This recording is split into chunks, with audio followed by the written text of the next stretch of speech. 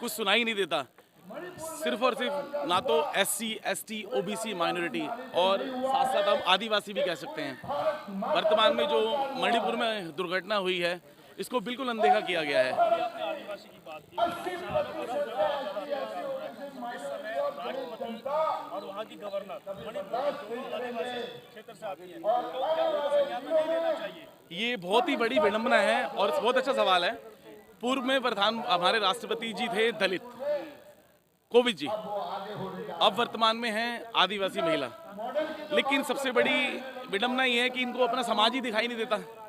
ये कहीं ना कहीं रबड़ स्टैंप बनकर रह गए हैं और रबड़ स्टैंप का मतलब आप समझ सकते हैं कि इनको ना तो समाज दिख रहा, ना वर्तमान में स्थिति दिख रही। अगर इसी स्थिति की बात अगर हम करते हैं तो 2024 के बाद क्या लगता है कि ये विचित्र होने वाली है? देखो, जिस तरीके से राहुल जी सड़कों पर उतरे हुए हैं, लाखों की संख्या में जन सैलाब उनके साथ चल रहा है। स्थिति से हम लोग अवगत हैं। आप मुझसे नहीं, आप नॉर्मली सड़कों पर निकलिए, अपने चैनल के माध्यम से आम जनता से, पब्लिक में जाए, उनसे पूछें कि 24 में क्या बदलाव हो रहा है, किसकी सरकार चाहते हैं आप लोग। हर एक बंदा कहता है कांग्रेस, राहुल गांधी। क्यों कहता है? क्योंकि स्थिति सबको अवगत है। जेब में पैसा नहीं, खाने के लिए रोटी नहीं है, घर में आटा नहीं है, दाल नहीं है, बच्चों को पिलाने के लिए दूध नहीं है, गरीब आदमी को रोटी कपड़ा और मकान चाहिए। ये व्यवस्था हमारे से दूर होती जा रही है, पूंजीपतियों की तिजोरियां भरे जा रही है। ये सरकार सिर्फ और सिर्फ ये जिस तरीके से हम लोगों को टारगेट कर रहे हैं, गरीबों को, मजदूरों को, रोजमर्रा दिहाड़ी मजदूर को, तो कहीं ना कहीं इनको हम लोग छोड़ेंगे नहीं। हमारे पास एक ताकत है, सिर्फ वोट की ताकत। 24 में हम लोग अपने वोट को सदुपयोग करके वर्तमान में कांग्रेस की सरकार, बीजेपी सरकार को उखाड़ फेंकेंगे और कांग्रेस की सरकार बन रही है। आने वाले टाइम में प्रधानमंत्री राहुल जी बन रहे हैं। 4 अगस्त को सुप्रीम कोर्ट में सुनवाई है राहुल गांधी केस में, अगर उनको सजा हो जाती है तो क्या करेंगे? सर, सुप्रीम कोर्ट में सुनवाई है ना, फेवर में जा रहा है हमारे। सुप्रीम कोर्ट भी इनके हाथ की कठपुतली नहीं है। सबसे बड़ी बात है, सुप्रीम कोर्ट बचा हुआ है अभी तक, नहीं तो सारी ED CBI जितनी भी एजेंसीज हैं इनके अंतर्गत काम कर रही हैं। और बड़ी शर्मसार बात है कि सत्ता पक्ष इनका दुरुपयोग कर रहा है। ले दे के सुप्रीम कोर्ट इनके हाथ में नहीं है और वहाँ से हमें आशा है, वहाँ के न्यायाधीश राहुल जी के फेवर में करने जा रहे हैं फैसला और राहुल जी बाइज्जत बरी हो रहे हैं और उनको सदस्यता बहाल हो जाएगी और वो वर्तमान में आने वाले समय में पार्लियामेंट। सर, मुझसे ज़्यादा आप जानते हैं, लेकिन आप मुंह नहीं खोल पा रहे हैं। स्थिति से आप भी अवगत हैं, हम क्यों नहीं कह सकते? आम जनता कह रही है। राहुल जी ने सिर्फ क्या कहा है, मोदी, ललित मोदी, नीरव मोदी चोर है। उन्होंने किसी व्यक्ति विशेष, जाति, संप्रदाय को नहीं बोला, सिर्फ 2 व्यक्तियों को बोला है। प्रधानमंत्री कहते हैं इंडिया टेररिस्ट, संबोधन कर दिया उन्होंने इंडिया शब्द का, क्योंकि जो गठबंधन हुआ है इंडिया को लेकर टेरराइज ऑर्गेनाइजेशन है। लेकिन उन पर कोई कार्रवाई नहीं होती है, उनकी सदस्य भंग नहीं होती है, उनसे इस्तीफा नहीं लिया जाता है। इससे आप लगा सकते हैं आने वाले टाइम में बाइज्जत बरी हो रहे हैं, उनको सदस्य बहाल हो जाएगी और वो पार्लियामेंट जा रहे हैं। नीरज जी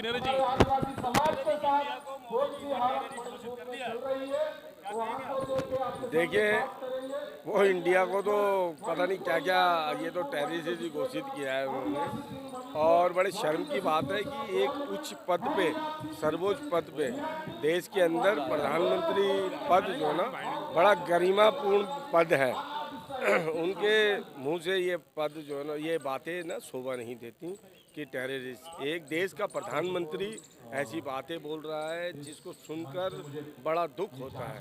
मुझे ही नहीं, आपको भी दुख हो रहा है।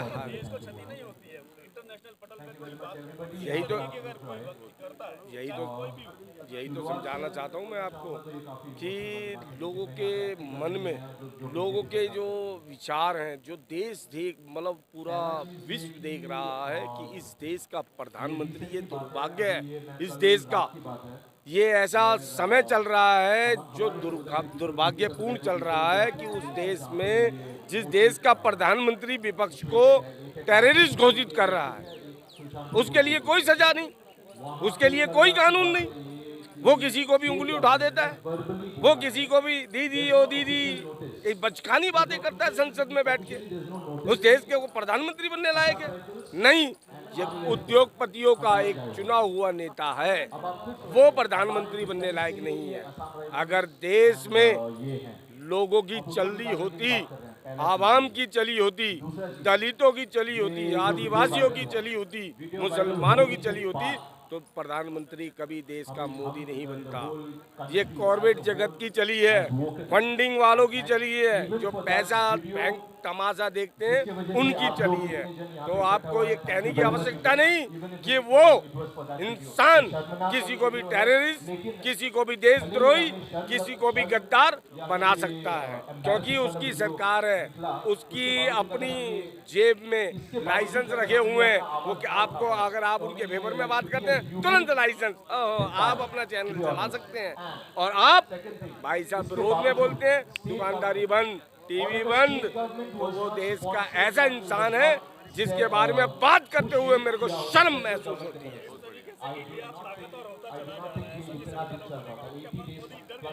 अरे डर बुखलाहट उसकी चेहरे पे नजर आ रही है भाई साहब। आप देखिए उसका चेहरा विचलित है कि 24 में क्या होने वाला है उसे पता चल गया है।